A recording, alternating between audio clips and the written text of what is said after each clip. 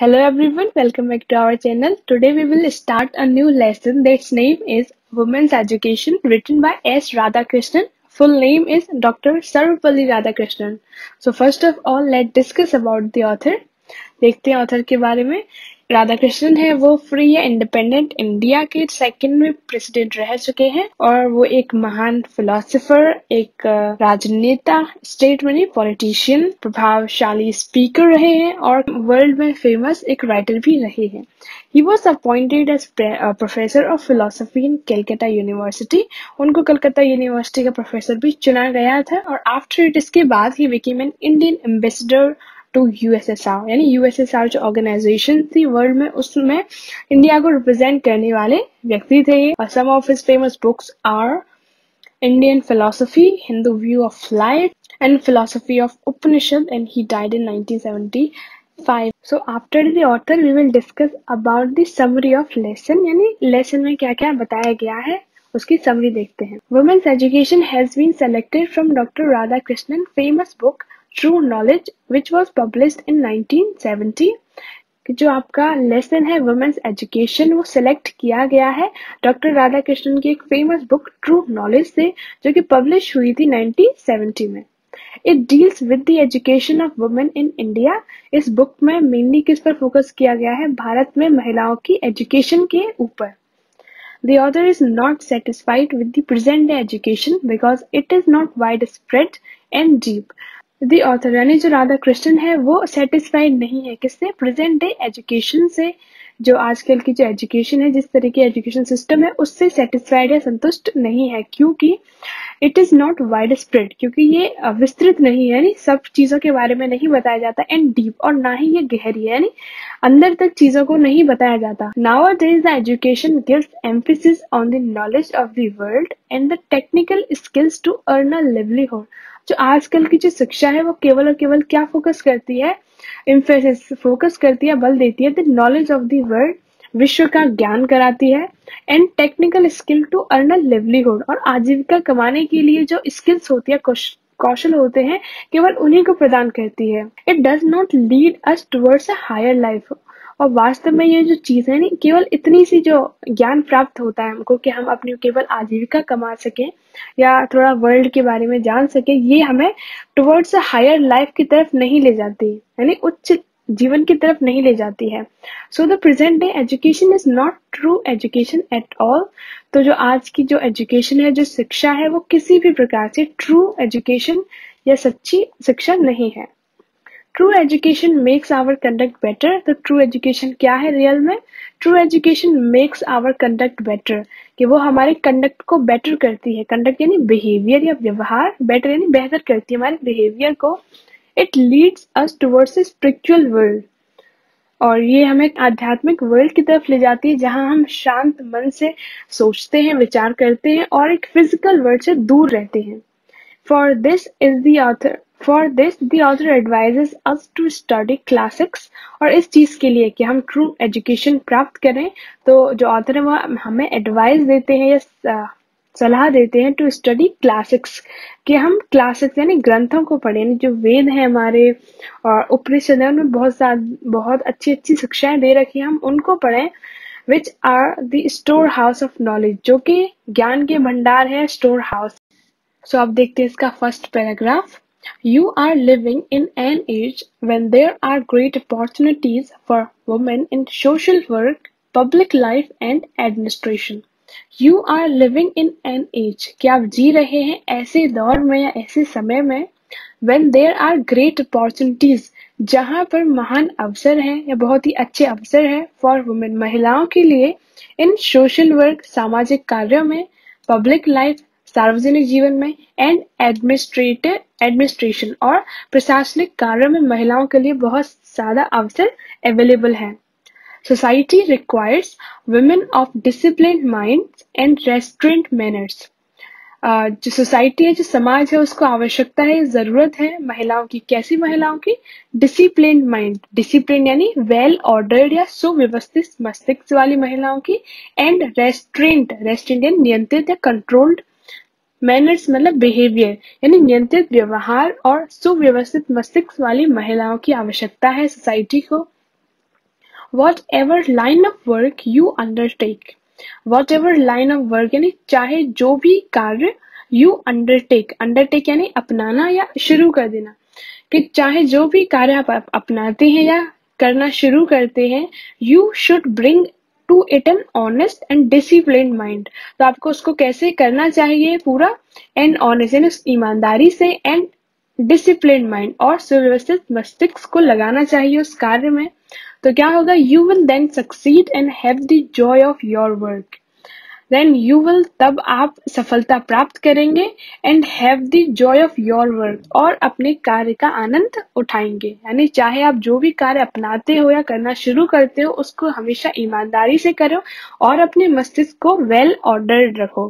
तो क्या होगा, आपको सफलता अवश्य प्राप्त होगी और आपको अपने कार्य का आनंद अवश्य प्राप्त होगा।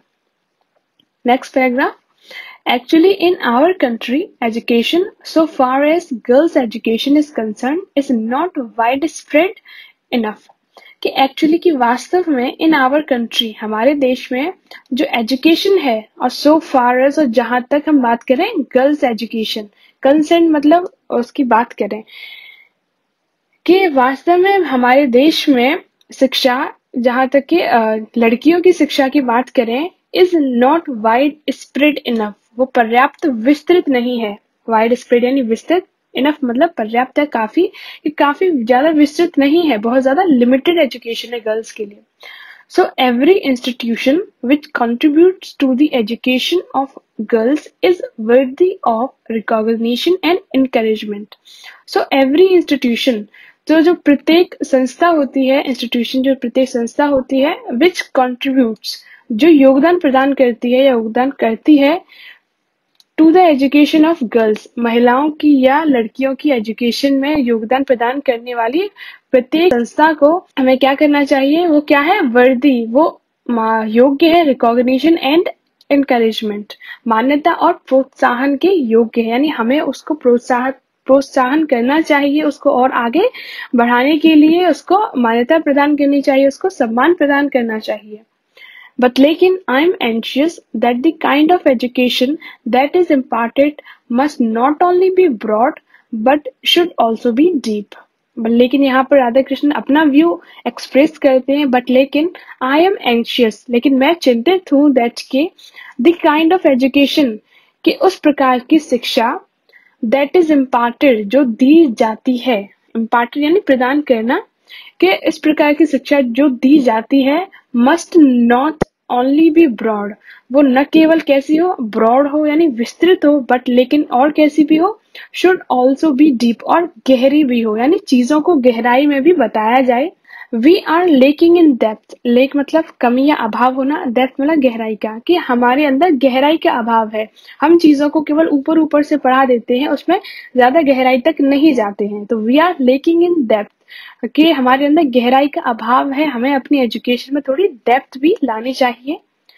We may become learned and skilled, we may become हम बन सकते हैं, लर्न मतलब यहाँ विद्वान से है, कि हम पढ़े लिखे या विद्वान बन सकते हैं, एंड स्किल्ड और कुशल बन सकते हैं, यानी पढ़ाई करके जो भी थ्योरेटिकल होती है हम उसको पढ़ के विद्वान बन सकते हैं और कुशलता भी प्राप्त कर सकते हैं। बट लेकिन if we do not have some kind of purpose in our life, but लेकिन if यदि we don't have हमारे पास नहीं है some kind of purpose किसी भी प्रकार का उद्देश्य in our life अपने जीवन में, तो क्या होगा, our lives कि हमारा जो जीवन है themselves खुद ही become कैसा बन जाएगा, ब्लाइंड यानी अंधकार में हो जाएगा, ब्लंडरिंग मतलब मिस्टेक से भरा हुआ है, त्रुटिपूर्ण, उसमें गलतियां बहुत होंगी, एंड बिटर और कड़वा हो जाएगा। फिर से देखो इस लाइन को, कि वी में बिकम लर्न एंड स्किल्ड, कि चाहे हम विद्वान और स्किल्ड हो जाएंगे या हो सकते हैं, बट लेकिन if we do not have some kind of purpose in life, कि यदि हमारे जीवन में किसी भी प्रकार का उद्देश्य नहीं है या हम किसी भी प्रकार का उद्देश्य नहीं रखते अपने जीवन के लिए, तो our life themselves become blind and blundering and bitter, तो हमारा जो खुद का जीवन है वो खुद में ही अंधकार में हो जाएगा, गलतियों से भर जाएगा और कड़वा हो जाएगा। द गीता सेज, गीता कहती है, या गीता में एक श्लोक है कि व्यवस्यात्मका बुद्धिर एका, इसका मतलब है कि हमारे जीवन में हमारा एक उद्देश्य होता है और उसे पूरा करने के लिए एक निश्चित मार्ग होता है। ये संस्कृत का एक श्लोक है कि हमारा एक उद्देश्य होना चाहिए और उसको कंप्लीट करने के लिए, उस प्राप्त करने के लिए एक निश्चित मार्ग भी होता है। For a truly cultured mind there is a single mindedness, a dedication to a single purpose, कि एक सच्चे सुव्यवस्थित मस्तिष्क वाले व्यक्ति के लिए, ट्रूली यानी सच्चे, कल्चर्ड माइंड माने एक ऐसा व्यक्ति जिसका मस्तिष्क सुव्यवस्थित हो या वेल ऑर्डर्ड हो, कि एक वेल ऑर्डर्ड माइंड वाले व्यक्ति के लिए there is a single mindedness, mindedness का मतलब है पर्पस से, कि उसका एकमात्र उद्देश्य होता है, यानी अपने जीवन में वो एक ही उद्देश्य को लेकर चलता है, और a dedication to a single purpose, और उस एकमात्र पर्पस के लिए उसके अंदर एक समर्पण होता है या डेडिकेशन होता है। और for the uncultured mind the whole life is scattered in many direction, और दूसरी तरफ अपोजिट भी बताया है कि फॉर अ अनकल्चर्ड माइंड, कि एक अनकल्चर्ड माइंड या ऐसा व्यक्ति जिसका माइंड ऑर्डर में नहीं है या व्यवस्थित नहीं है, कि ऐसा व्यक्ति जिसका मस्तिष्क अव्यवस्थित है, द होल लाइफ, जो उसकी पूरे जीवन होता है, इज स्कैटर्ड, बिखर जाता है, इन मैनी डायरेक्शन, यानी विभिन्न दिशाओं में बिखर जाता है, यानी उसका एकमात्र उद्देश्य नहीं होता, तो उसे समझ में नहीं आता कि उसे जीवन में करना क्या है, और उसका जो पूरा जीवन है वो इधर उधर बिखर जाता है। बहु सका हनास्तास्त का, ये भी संस्कृत वाक्य जिसका मतलब होता है कई दिशाओं में बिखर जाना। Therefore, it is essential that the education which you acquire in these institutions should give you not merely learning and skills. Therefore, इसीलिए it is essential, ये आवश्यक है या ये महत्वपूर्ण है, that कि the education, कि वह शिक्षा which you acquire, जो आप प्राप्त करते हैं in these institutions, इन संस्थानों से, should give you not merely learning and skill, वो न केवल आपको लर्निंग और स्किल्स प्रदान करें, लर्निंग यानी शिक्षा और स्किल मतलब कुशलता, वो न केवल आपको ज्ञान और कुशलता प्रदान करें, बट लेकिन और क्या प्रदान करें, endo you with a definite purpose in life. Endo का मतलब होता है सुसज्जित करना, यहाँ पर प्रदान करना से भी मतलब है कि वो आपको प्रदान करे क्या, a definite purpose in life, आपके जीवन में एक निश्चित उद्देश्य भी प्रदान करे, या आपके जीवन को एक निश्चित उद्देश्य से सुसज्जित करें।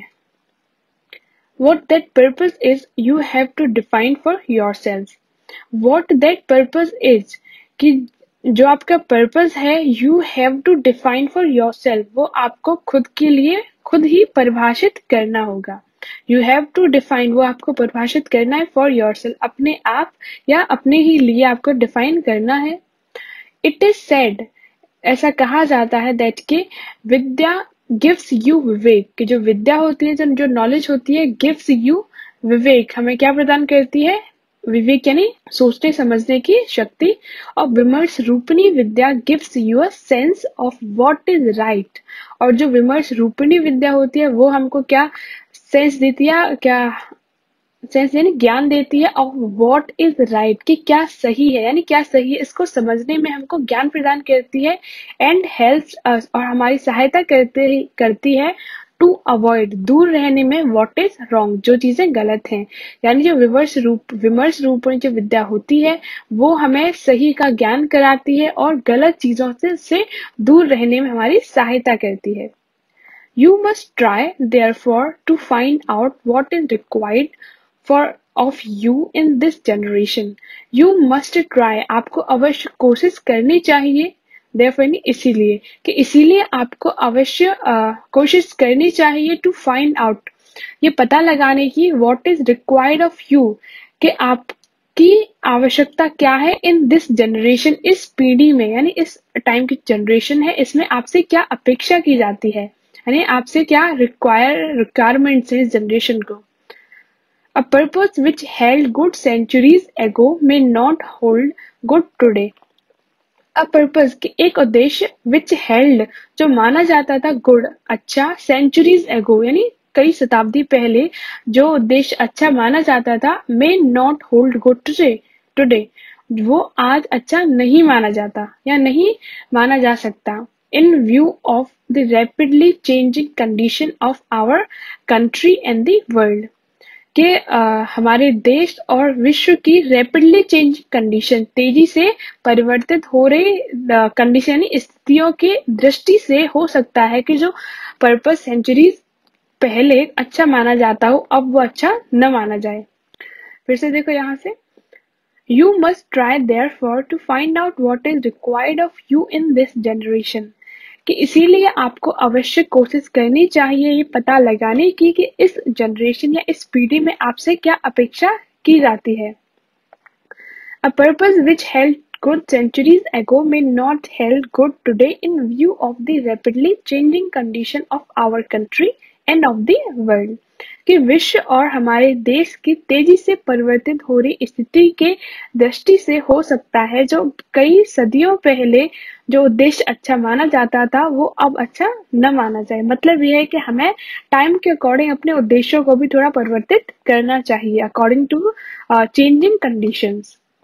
So the purpose which you adopt in your life must be adapted to the relevant needs of the present generation. So इसीलिए the purpose वह उद्देश्य which you adopt जो आप अपनाते हैं in your life अपने जीवन में, कि जो भी उद्देश्य आप अपने जीवन में अपनाते हैं must be वो होना चाहिए, must be adapted। यहाँ adapted का मतलब है ढलना, यहाँ दूसरी स्पेलिंग है ADOPT, अडॉप्ट मतलब अपनाना या गोद लेना। यहाँ दूसरी स्पेलिंग है ADAPT, इसका मतलब होता है ढालना या परिवर्तित करना, कि जो उद्देश्य आप अपनाते हैं अपनी लाइफ में मस्ट बी अडेप्टेड वो ढला होना चाहिए to the relevant needs of the present generation, आज की या वर्तमान की जनरेशन की आवश्यकताओं के अनुसार उसे ढला होना चाहिए। तो नेक्स्ट पैराग्राफ देखते हैं। Every time we start, we use our hands and end with saying शांति शांति शांति, कि every time कि प्रत्येक बार we start जब भी हम शुरू करते हैं यानी जब भी हम कभी अपना काम शुरू करते हैं तो हम भगवान का नाम लेते हैं। तो we use our hands तो हम अपना भजन करते हैं या अपना प्रार्थना करते हैं, एंड एंड और उस कार्य को समाप्त करते हुए saying शांति शांति शांति यानी शांति शांति शांति बोलकर उस कार्य को समाप्त करते हैं। The teacher and the pupils are expected to avoid hating each other। यहाँ पर राधा कृष्ण कहते हैं the teacher and the pupils कि अध्यापक और शिष्य are expected उनसे उम्मीद की जाती है या उनसे आशा की जाती है to avoid hating each other कि वो एक दूसरे से घृणा ना करें। Compassion जो हिंदी में लिखा गया है दया, कि compassion जो दया होती है is the quality which is more characteristic of women than of men, कि जो दया की जो भावना या गुण होता है वो पुरुषों की अपेक्षा महिलाओं का एक महत्वपूर्ण गुण होता है। Compassion जो दया is the quality which is more characteristic of women than of men, कि दया पुरुषों की अपेक्षा महिलाओं का एक महत्वपूर्ण गुण या क्वालिटी होती है। I read recently a book which speaks about the decline of womanhood। I read मैंने पढ़ी है, यहाँ सर्वपल्ली राधाकृष्ण बताते हैं कि मैंने पढ़ी है रिसेंटली हाल ही में एक बुक एक किताब which speaks जो बताती है about the decline of womanhood। womanhood मतलब नारित्व या स्त्रीत्व। यहाँ वुमेनहुड का मतलब है महिलाओं के गुण से, कि महिलाओं का गुण का डिक्लाइन, डिक्लाइन मतलब पतन होना या नाश होना। कि मैंने हाल ही में एक बुक पढ़ी है जो बताती है कि स्त्रीत्व या वुमेनहुड का विनाश या उसका पतन कैसे हुआ।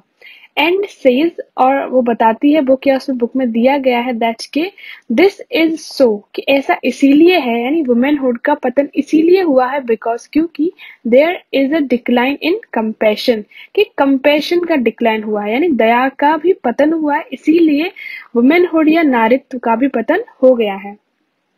In other words the natural quality of women is compassion, दूसरे शब्दों में क्या है कि दया ही या कंपैशन ही महिलाओं का स्वाभाविक या नेचुरल गुण होता है। If you do not have compassion you are not human, यदि you do not have compassion यदि आपके पास दया की भावना नहीं है या कंपैशन वाली क्वालिटी नहीं है तो यू आर नॉट ह्यूमन, तो आप मनुष्य नहीं हैं। It is therefore essential for every human being to develop the quality of considerateness, kindness and compassion.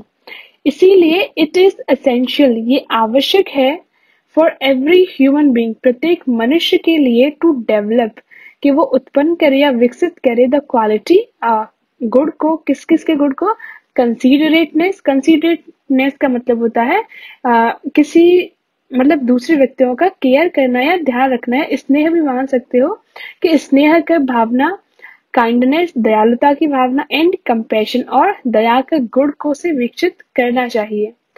Without these qualities we are only human animals, कि विदाउट दीज क्वालिटीज, इन गुणों के, without यानी इन गुणों के बिना, we are only human animals, हम क्या है, केवल नर पशु हैं। यहाँ हिंदी भी लिखा हुआ है कि हम केवल नर पशु हैं, नॉट मोर देन दैट, ना उससे ज्यादा कुछ नहीं।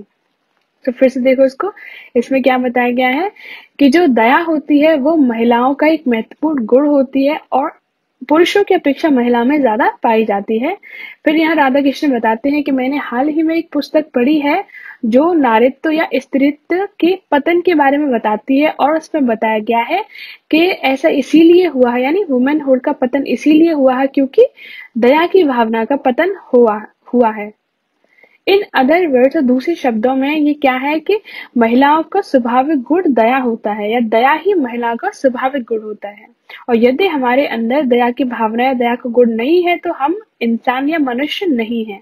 इसीलिए क्या आवश्यक है, इसीलिए प्रत्येक ह्यूमन बीइंग से, प्रत्येक मनुष्य के लिए यह आवश्यक है कि वो अपने अंदर स्नेह, दयालुता और दया के गुण को उत्पन्न करे या विकसित करे, और बिना इन क्वालिटीज या इन गुणों के हम क्या है, केवल और केवल नर पशु हैं, नॉट मोर देन दैट, उससे ज्यादा कुछ नहीं। तो यहाँ तक देखते हैं इस वीडियो में, अगला देखेंगे नेक्स्ट पार्ट में इसके में।